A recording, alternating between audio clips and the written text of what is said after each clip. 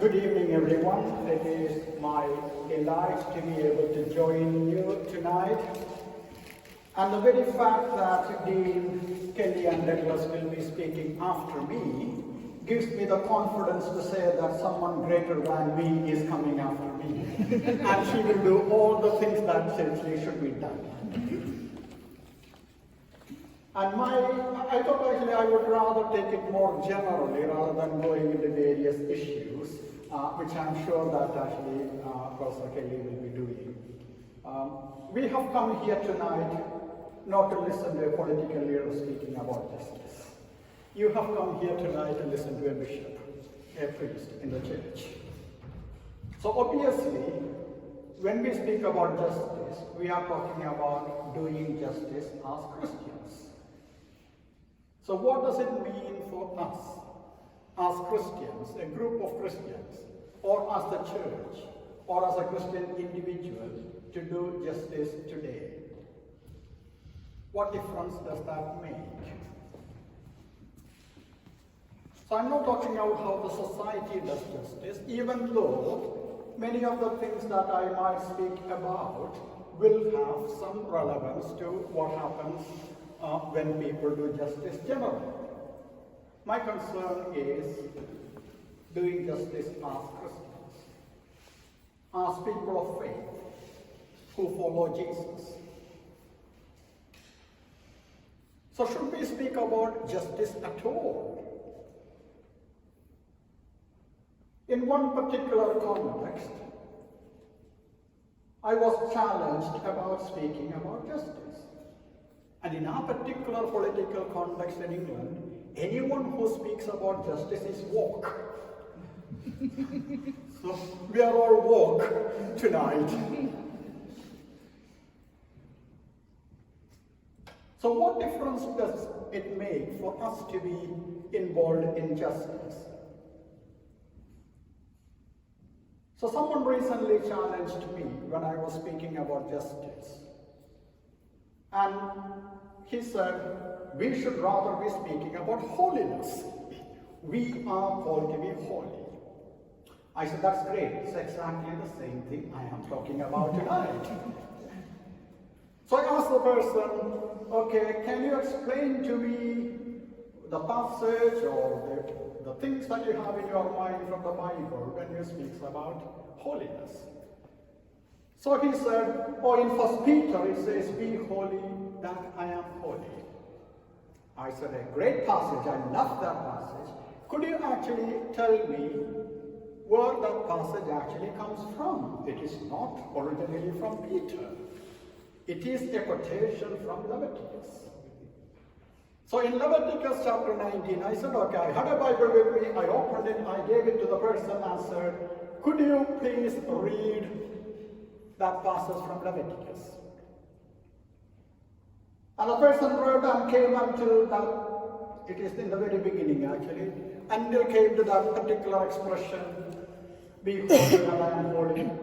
And as I said, okay, don't stop there. Carry on reading. And halfway through the person almost stopped reading. Because it didn't actually fit with the understanding of holiness the person had in his mind.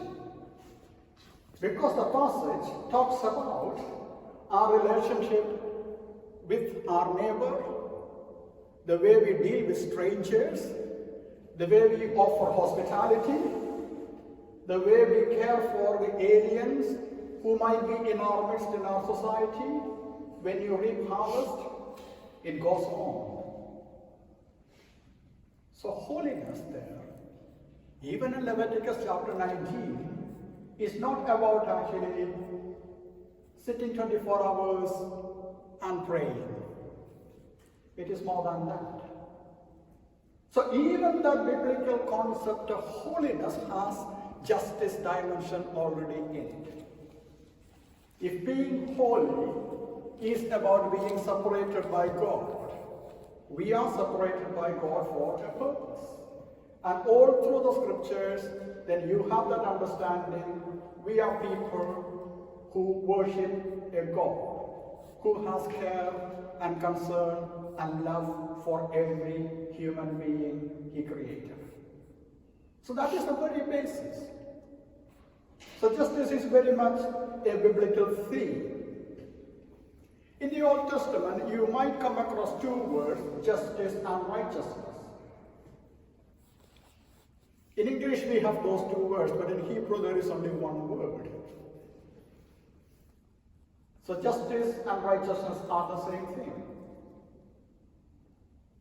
And it's the same word when actually you come to the New Testament translated as righteousness. So in the New Testament, you don't talk about justice, but we talk about righteousness in many places. But again, it comes from the same root. So the whole work of God, and the whole work of God in saving the world, and the whole work of God in relation to humanity is expressed in that word, justice. Tzedakah. Whether you call it justice or righteousness, that's what God is all about. So justice is very much a biblical theme. And also I want to remind you that justice is very much in the church tradition.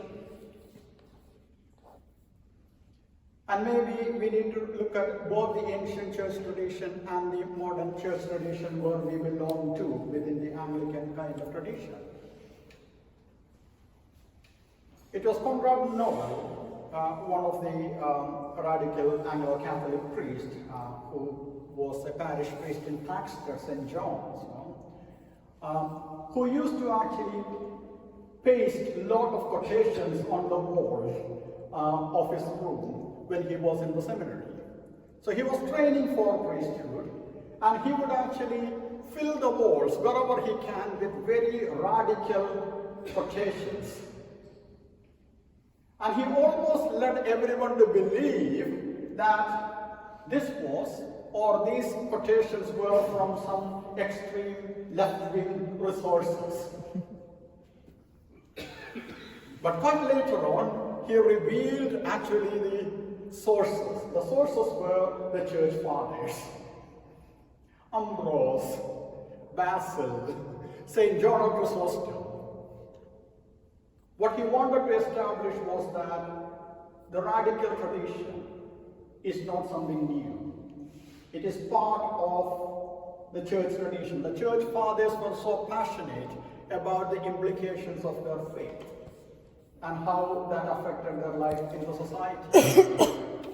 We normally use them for Christological or ecclesiological purposes. We quote a lot. All these people, we quote them for various purposes. But we have forgotten that justice side, which they promoted, which was part of their faith. And so we need to remind ourselves that this is part of the church's tradition from the very early period of the church. And when you come to the modern tradition, we are mostly Anglicans, I hope here. Our tradition has something also to contribute. Particularly the 18th, 19th, 19th century kind of social vision movement within the church. I might talk about people like Stuart Hutton or even Conrad Noel later on. F.D. Morris within the universities, from whom Stuart Hutton picked up a lot of theology. Percy Deamer, and a lot of other people that we normally talk about, but we don't talk about their theology or their understanding of theology, how they perceived God in their own life. So all that I'm saying is that we belong to a tradition where social justice was part and parcel of Christian faith. This is nothing new. Whether you go back to the ancient church tradition or to our Anglican tradition in the sort of 19th century, you find all that. Even Irenaeus, Basil, Ambrose, and John Chrysostom, all of them will teach us about justice. And then in the modern period, we have people like Ken Leach. I'm a disciple of Ken Leach in that way, who influenced my own theology and understanding of the gospel, and even Robert Williams, who stood within that tradition. So we are not talking about something that is un-Anglican or un-Christian. We need to remind ourselves that this has been a tradition, a part of a tradition we belong to. And what I would like to also remind you is that they were not theologically liberal people. They were theologically orthodox. So my invitation tonight is to a kind of subversive orthodoxy.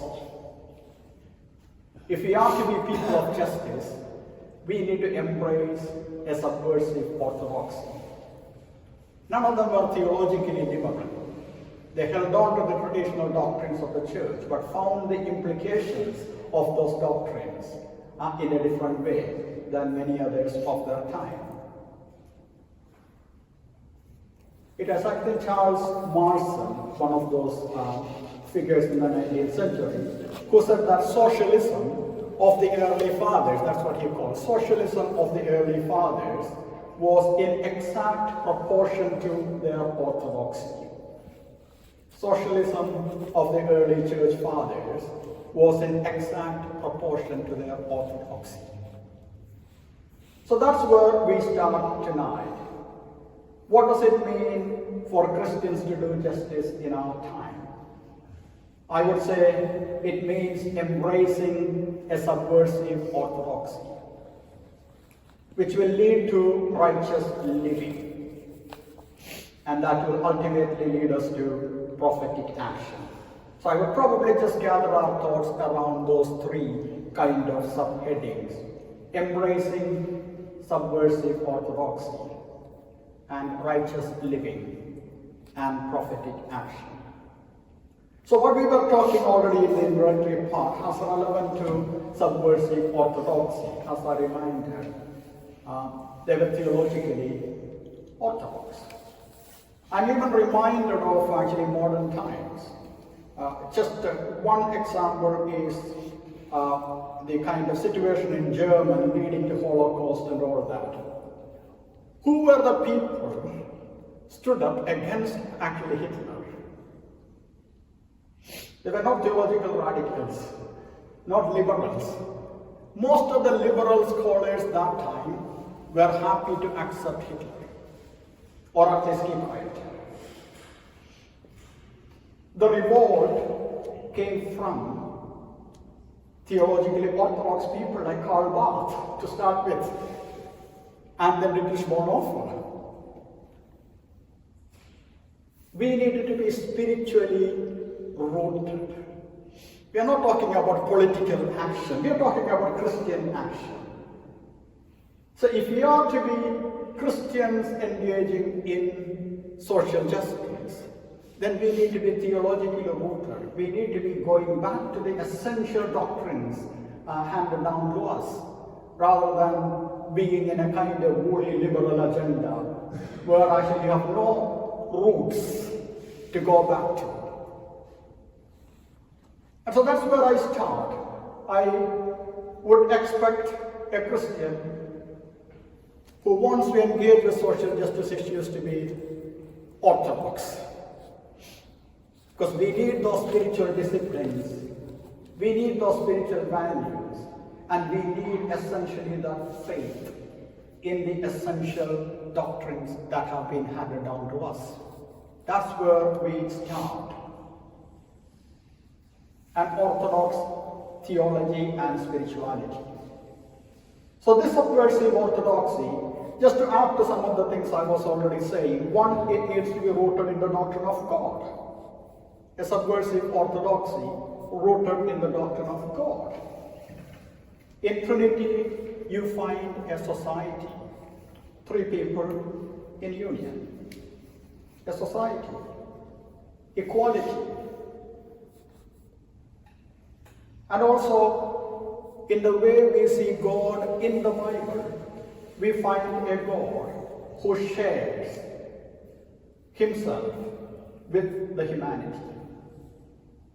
which is very important because that's a very orthodox understanding. The early church fathers fought against Arian controversy or Arian doctrine, because the Arian doctrine was about a God who was lonely, separate, and uninvolved with humanity.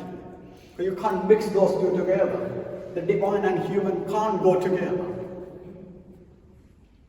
We refuse to accept that argument. That's a settled thing for us. But even today, some of us carry with that kind of Arianism within our understanding, very much. What we find in the tradition, in the Christian tradition, is a doctrine of a God who shares himself or his nature with humans. And secondly, it is rooted in biblical materialism of incarnation and sacraments. So firstly, it is to be rooted in the doctrine of God. Secondly, it has to be rooted in what I call biblical materialism of incarnation and the sacraments. We know that we don't want to be materialistic, but what I'm talking about is biblical materialism, by which I mean faith in the way that has been given to us or expressed by God himself is in one way materialistic. What is incarnation? God becoming a human being, taking upon himself the flesh and the bones and all that we have. So God became a material. Sacraments. Why do we need bread and water and wine? That is what I call the biblical materialism. At that particular point of time, when the New Testament theology was shaped, there was a clear argument against that kind of materialism. The Greek thought or philosophy or religious thought was always against material, matter. It taught very clearly that matter is evil. Spirit is actually great and good. So what we need to do is actually to not to worry about matter. Think about actually spirit. That's how actually we begin to save souls. I don't know how to save souls. As far as I know, the Bible talks about soul as the whole entity. We need to go back to the roots, which is the Old Testament. When God created the humanity, they became a living soul. Not that he was given a soul. It's not that Adam was created as a kind of physical thing and then God gave a soul. No. The way God created Adam became a living soul. The whole Adam was the soul. So wherever in the Old Testament it talks about soul, it actually talks about the whole human being in a particular relationship with God. So whether you are talking about body or soul, you are talking about the whole individual. There is no dichotomy. It's two dimensions or a particular reality seen in two different relationships or perspectives. But unfortunately, this dichotomy of matter and spirit still continues. New Testament should have sorted it out. Jesus had already sorted it out by becoming matter himself. God becoming matter himself should have sorted out that question. But unfortunately, we are still struggling with it. So our theology, what I call subversive orthodoxy, should be rooted in biblical materialism of incarnation and sacraments, which then talks about actually the wrongness of separating spiritual from physical. Thirdly, I would say it needs to be rooted in the cross of Christ. Again, I'm not going into a theology of cross here, but at least we need to be able to see a God who declares his solidarity with the suffering humanity on the cross. Whatever particular theological perspective you have on cross, you can't miss that point. God is there on the cross, declaring his solidarity with the humanity. And there is an invitation there for us also to share our life and be a representative in our own life for others. And cross also offers hope in a hopeless world. I can go on giving many, but I thought actually at least those three things should be very fundamental to a theology or an orthodox faith. You can't explain away the cross. You can't explain away the incarnation. In a very liberal circle, you might want to actually explain away all those things. And that's why I say we need to be orthodox, because we need to go back to the basic tenets of Christian faith, because that's where we find a call to be just people. If I move on from there, from subversive orthodoxy to righteous living,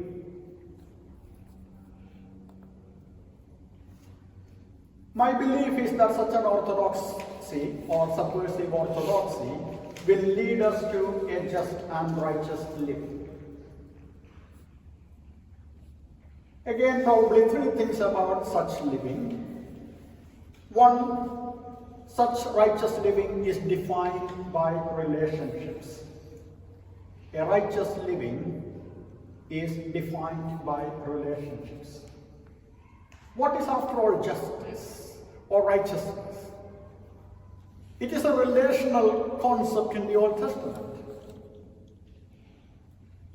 A righteous person is someone who has got right relationships all around. Justice is where there is right relationship, which will then bring in the whole concept of equality and all that, because it's all about relationships. So right relationships all around.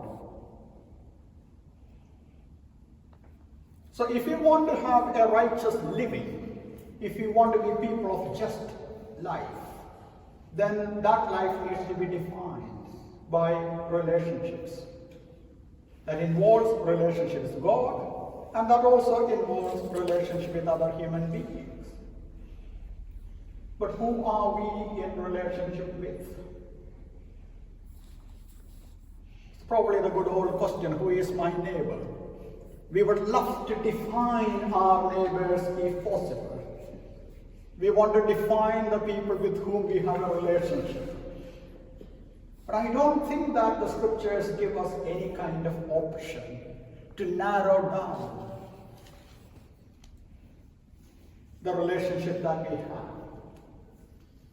If God created the humanity as one large family, and if God still cares for every human being, and if God so loved the world that he gave even his only begotten Son, that's where we need to find our relationships. How can we hate the world that God loved so much? When John says God loved the world, it's the humanity which is basically there, but the creation is there. I'm not denying that, because creation is also important, other creation. So how do we define our relationship? Who are we in relationship with? How do I order my life in the light of my relationship with those people who are starving to death in our world? Because I am, whether I like it or not, I am in relationship with all those people around me. Whether they are in Africa or Asia or somewhere else, whether I have seen them or will never see them. Righteous living is about ordering our life in the light of the relationships that we have. Whether we accept it or not, God's world is where we are placed. And every human being is loved and cared by God. So how do we order our life? in the light of the suffering of the people somewhere miles away? How do we order our life in relationship to 35 million people we call refugees, fleeing from their own land, looking for a place of safety?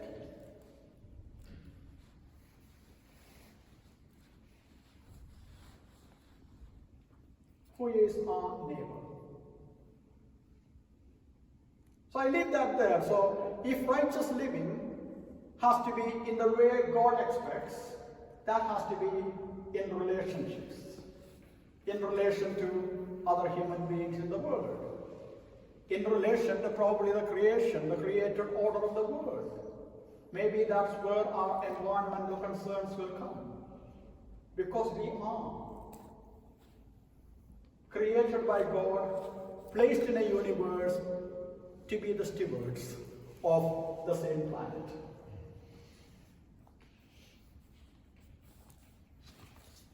How do we define our relationships? Are we able to understand our relationship is so wide in God's purposes and plans? It involves every human being. It involves the earth. It involves the water and the sea and the rivers, because all this within the plan of God work towards the salvation and redemption of the world. So that's actually my first point there. It is a righteous living is defined by relationships. Relationship with people, humanity, relationship with actually the created order as God created. Secondly, such a life will be resistant to unjust systems and practices. Righteous living will resist unjust systems and practices, resisting the values of an unjust world. Again, I will probably just give two examples. We live in a very consumerist world, consumerist society. So consumerism has become a kind of value or a system by which we all live. How do we order our buying habits? A very simple question. How do we order our buying habits? What concerns do we bring to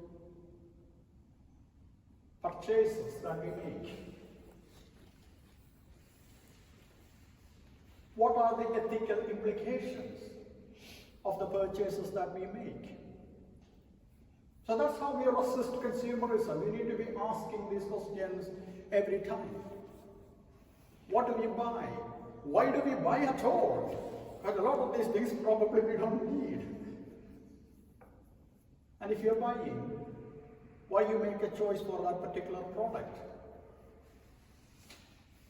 Are we encouraging child labor? A lot of the cheap clothes that we receive in this country are made in Bangladesh or somewhere else, with children under the age of 10, working 12 hours a day. Does that figure anywhere when we buy clothes?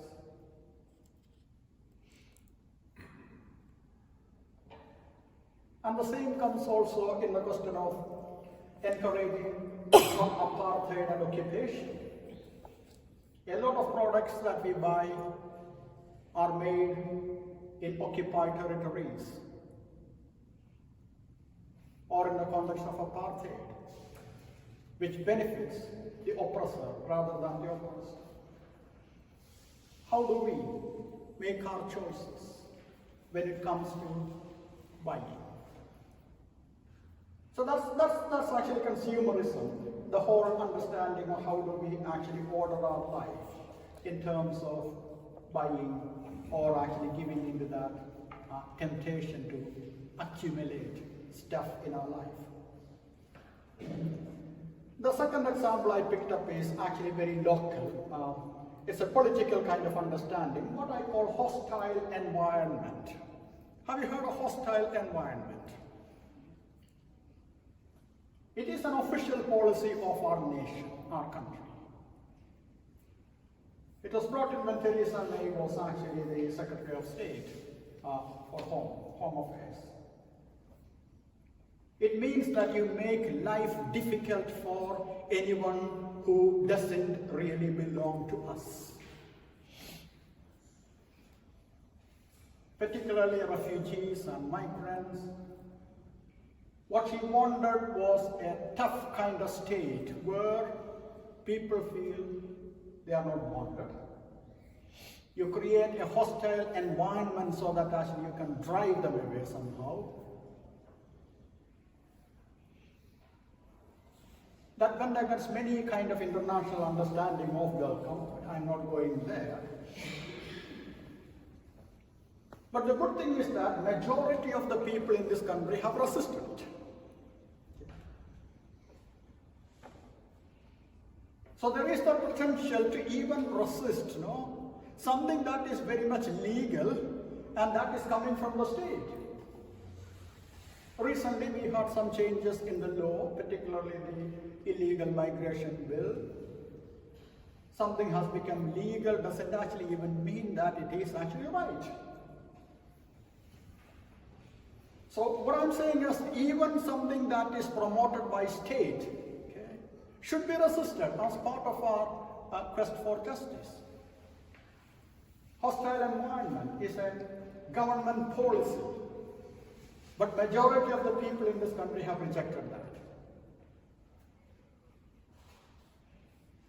We recently had actually a lot of discussions about Rwanda and the transportation of people, what I call actually state transportation of people,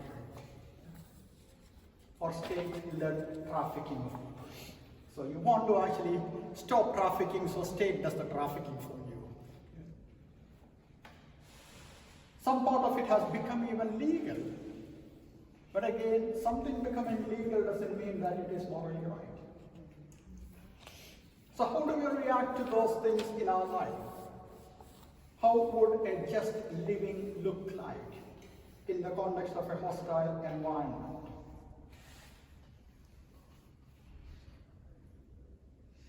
A lot more things will become legal sooner. But we need to remember slavery was legal. Even Holocaust was legal. Gender-based discrimination was legal. Something that has become legal doesn't mean that it has become morally right.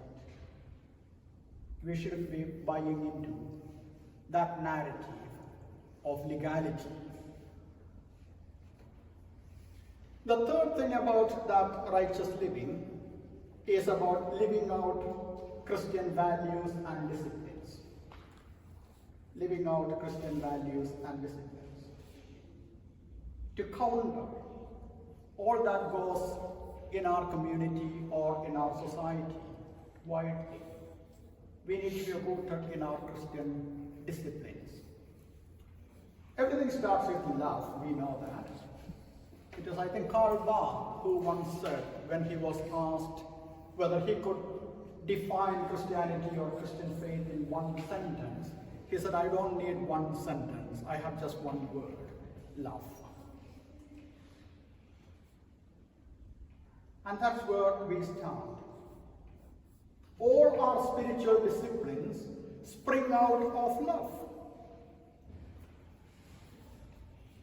Maybe I will mention a few things which are very important in the current context, some examples. The first is generosity. Again, it comes from love. Love is about giving. Christian love, the understanding of love in the scriptures, particularly in the New Testament, is about giving, not receiving. You keep giving, even when you don't receive. Generosity. So how does poverty and suffering around us affect the way we give?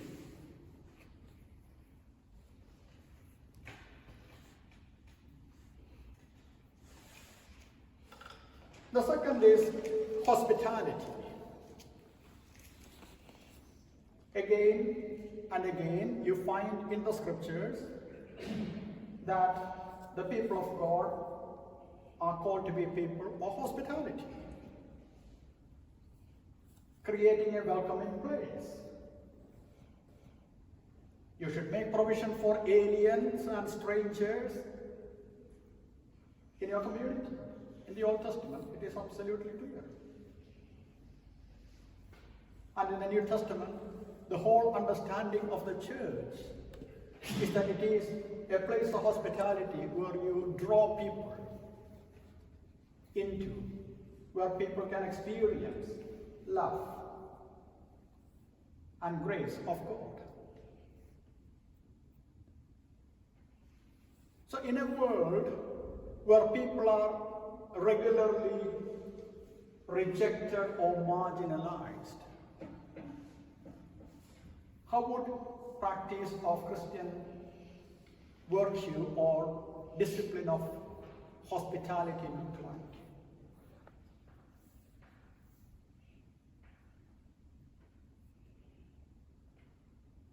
There are many who are marginalized in our society. It might be the poor ones.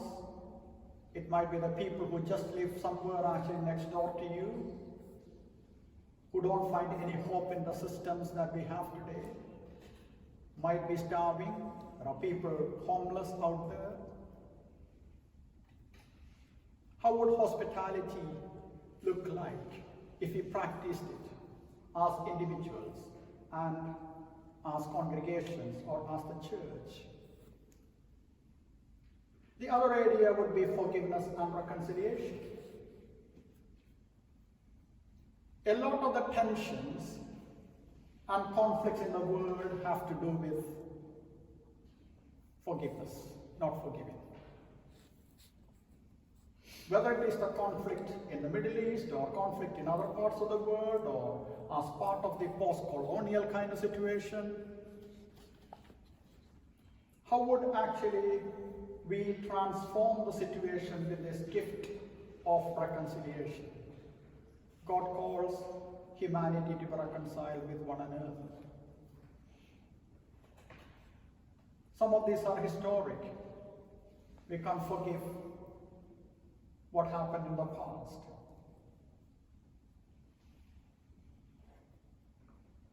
And then I might just mention freedom. In Christ you are set free. So definitely freedom is one Christian discipline that I think we need to be practicing and enabling. We love to be free. But the fact is that we are not really free. We are in some way enslaved to some of the systems which are very sinful. And we need to recognize that as Christians. So we need to be resisting some elements of life that we find as people within sinful structures and systems. And are we enabling freedom for others? We might say that we have gone past colonial period, but we are very much in a colonial situation when it comes to international trade and various arrangements and treaties that we have, because they always work in favor of the powerful nations. And they are very exploitative. That's one of the areas I did some research, so international trade. Very exploitative, very unjust. So how do we enable people to be free? What I'm saying is that if we ourselves are not free from the corrupt systems and practices, in some way we all need to be living, negotiating with various elements of enslavement in our own lives. And that is one part of our struggle. The other part of our struggle is there are people who are more enslaved than us in other parts of the world, or even within our own communities and within our own society. How do we enable freedom? How do we draw inspiration from the scriptures? Recently I was reading the book of Hebrews on one hand and Revelation on the other. They both have the same message, at least to me. They both are anti-colonial. but they express it in different ways. How do we draw inspiration from our biblical stories, from the world of the scriptures, in our fight for freedom, in our aspiration to enable freedom for others?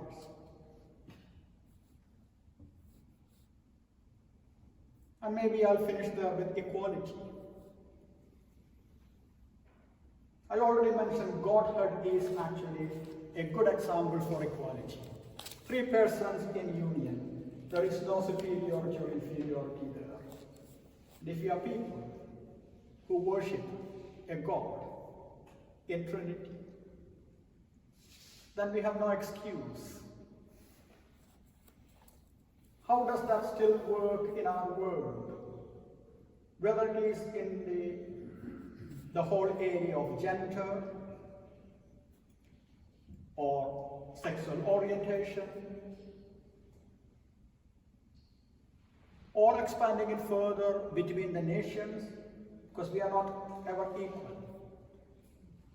Some nations are more equal than others when it comes to trade negotiations or international agreements.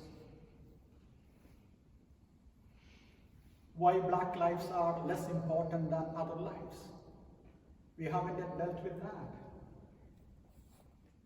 Why refugees and their lives are less important than actually the people who might be already settled in some places for long? We all have been migrants, none of us have been here. Why Palestinian lives are less important than Israeli lives? Those are the questions of equality that we need to be asking. How do we change our perception of equality? Because we all have actually some understanding where we think some people are more equal than others. How do we change that based on our understanding of God? So that's all about our righteous living, okay? Developing Christian disciplines and habits that will actually counter and then counter the tendencies around us and enable us to address issues. And briefly moving on to the last section, prophetic action. And this is what you will find in prophets in the Old Testament.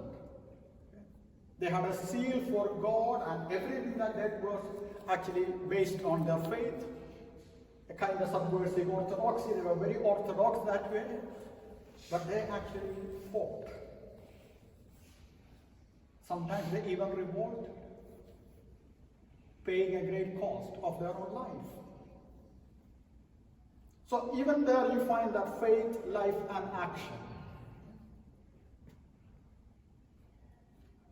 And I do not think that we should always do it ourselves. I as a Christian or we as a church, no.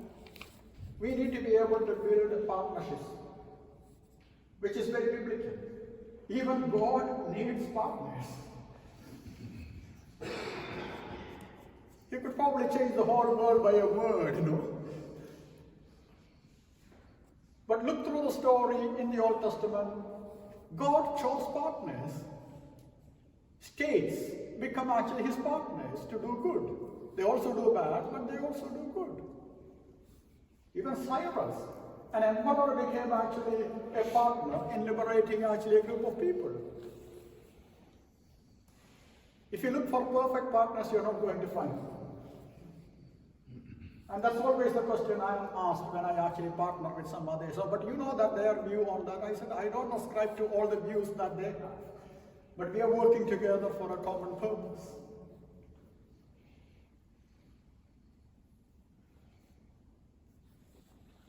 I would just largely conclude with 4 broad categories in terms of our prophetic action. I'd call it restore, reform, resist, and revolt.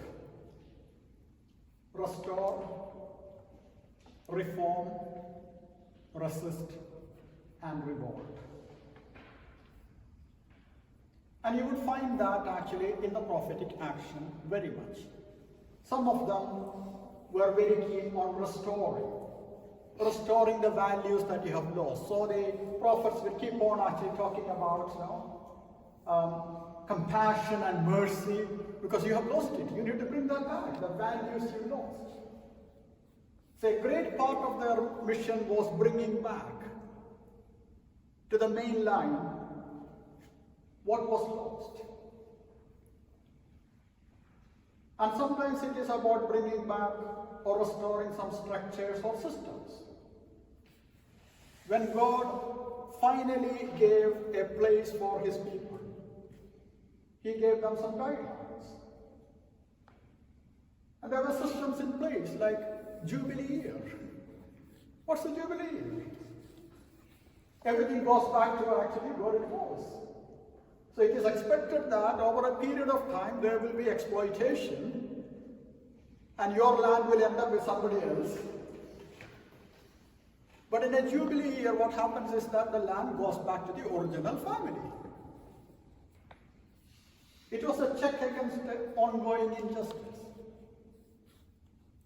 But it seems that actually over a period of time, the people forgot about the whole Jubilee year. The prophets actually bring that message clearly. Okay? You need to be restoring things. Part of our work today in prophetic action is restoring.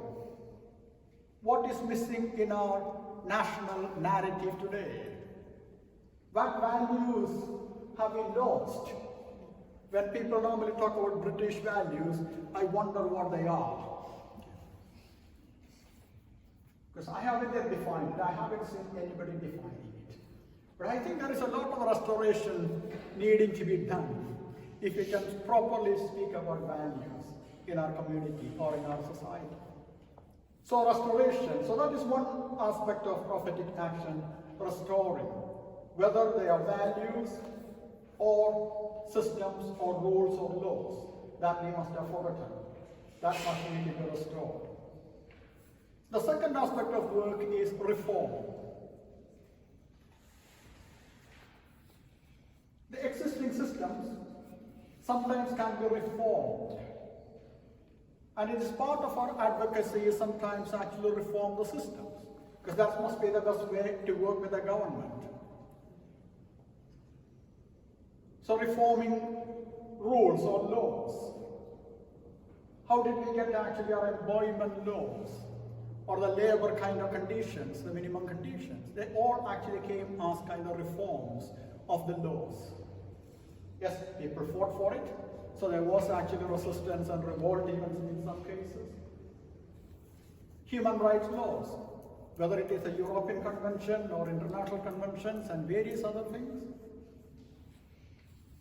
So reform is one way, again, we work forward. Okay? We enable the systems to reform so that the existing systems can be better and they can enable proper service to people. The third is resist.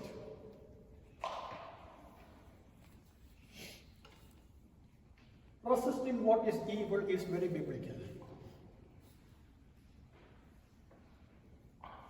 And we need to be doing that. So there is a place for sometimes civil disobedience. As I said before, everything legal doesn't need to be morally right. So we have the right even to question what is legal and what might be acceptable to political systems. So resisting unrighteous or unjust rules. In certain contexts, it would be resistance to advice to pay particular taxes. So I come from a part of the world where actually people finally decided not to pay tax to the colonial masters. It was illegal, but resistance comes in many forms. How do we resist evil in our society? And how do we work with others to resist evil? And the last is revolt. revolution. It looked very extreme left wing, you know? But revolting is also part of our prophetic action. The best example is Dietrich Bonhoeffer. Again, kind of revolt that actually he paid the cost for that. So sometimes, in an extreme situation where your restoration work and resistance and reform don't work, revolting would be the only option. And how do we do that in a political and social context like ours? So what I'm saying is that we need to work on all these levels, you know? But basically our action might fall into one of these. We might be restoring things, we might be reforming, and we might be resisting. And we may even revolt in extreme situations.